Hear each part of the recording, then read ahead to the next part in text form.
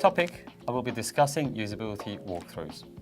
Usability walkthrough is a very informal way of doing usability evaluation.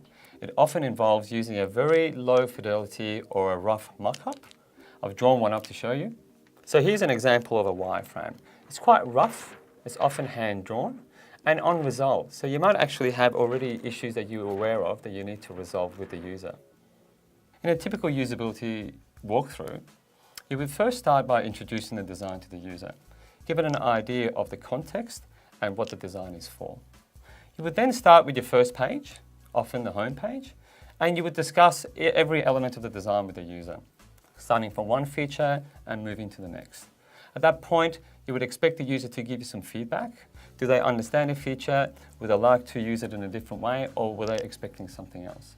You can often even give them a marker and get them to mark off and make changes to design there and there. One of the benefits is that it's a cheap form of usability testing. It's also less formal, so it requires less preparation. You're going to get criticisms really early, which will help you refine the designs early in the design process. However, because the designs are not realistic, they're hand-drawn, it's going to be hard, first of all, to be able to measure the results of the test. For example, the time it takes for the user to complete the task.